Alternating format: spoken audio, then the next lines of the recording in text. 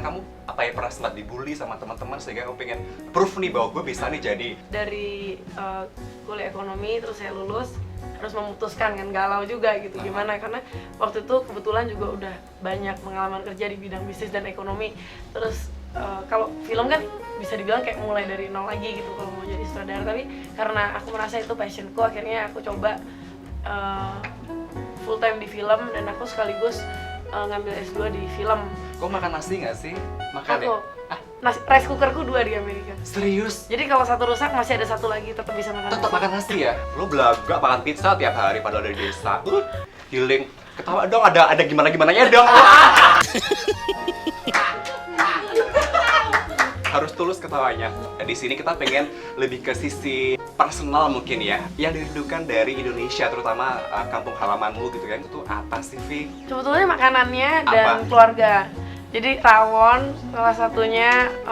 Kalau kita di Indonesia ini kan kemana-mana makanannya enak ya dan berbagai macam di setiap provinsi aja kan beda-beda gitu ya.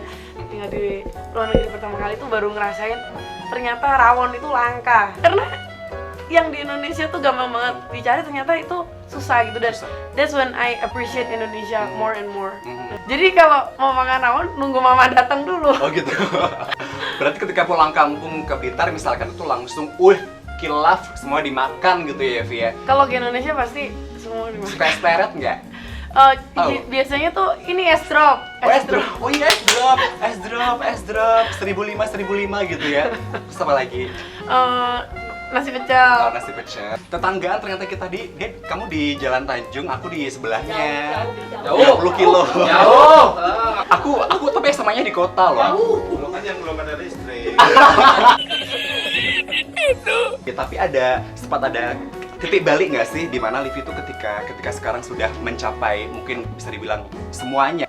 Ya sebetulnya semua itu proses ya. Ya jadi dari awalnya cuma bantu-bantu di set film terus akhirnya aku decide untuk di film full time gitu kan. Ketika kamu melihat banyak orang yang sebegitunya ingin dekat dengan kamu dan ternyata mereka hanya mungkin for their own business begitu ya, itu tuh kamu melihat fenomena orang yang bisa dibilang pansos seperti apa sih? Sebenarnya kemarin sempat kaget aja gitu karena ada 12 artikel yang ditulis kamu, ya? yang nggak diverifikasi ke saya kan itu mayoritasnya dan nggak akurat banget gitu terus sampai bawa-bawa kakek saya yang udah meninggal tuh kaget aja sih sebetulnya. Terus kamu melihat itu bagaimana menyikapi itu? Cuekkah atau memang kamu ingin Awalnya aku cuekin aja gitu karena menurut aku kan nggak akurat banget terus akhirnya kita bawa ke Dewan Pers gitu.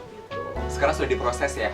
Udah, jadi kemarin udah mediasi di Dewan Pers dan Dewan Pers juga menyatakan bahwa itu beritanya one-sided, artikelnya itu one-sided banget dan mereka diminta untuk minta maaf dan menuliskan hak jawab juga gitu, menulis hak jawab juga gitu kan. Jadi kalau yang satu udah settle, kan ada 3 media, 12 artikel tuh dari 3 media, yang satu udah settle, yang 2 lagi kita masih pikirin sih mau.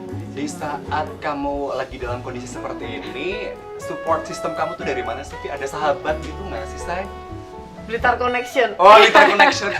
I'm with Livi. Jadi tentu aja ada teman-teman di sini dan di Amerika juga dan rekan kerja juga itu juga sangat mendukung saya. Keluarga pasti. Keluarga juga, ya adikku juga dukung banget, orang tuaku juga dukung banget. Karena nggak mudah loh saya ketika kita dalam kondisi memang lagi drop seperti ini, kita kan pasti butuhkan orang, butuhin pacar kan buat untuk bersandar.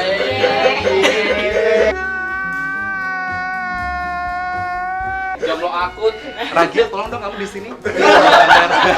Kita ngomongin soal film yang pertama kali kamu bikin. Itu film apa? Brush with Danger bukan Yang sih? aku sutradarain Brush with Danger.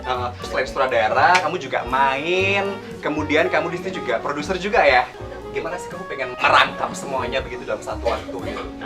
Jadi waktu itu sebetulnya terinspirasi oleh Bruce Lee untuk di depan dan di belakang kamera. Dan waktu itu ketika kita mulai proyek ini kan belum banyak yang involved. Iya. Jadi waktu itu aku dan adikku punya mimpi besar. Akhirnya kita yaudah oke, kita tulis skenario yang kita juga bisa main dan ngedirect juga dan kita bisa tulis. Kalau kita bikin sesuatu yang kita rasa kita sanggup lah untuk memproduksi ini dan menurut kita cerita yang menarik, makanya akhirnya kita mengangkat topik immigrant karena kita juga passionate dan dekat dengan topik itu, makanya akhirnya Brush with Danger itu. Brush with Danger udah pada nonton belum? Nah, lu udah belum?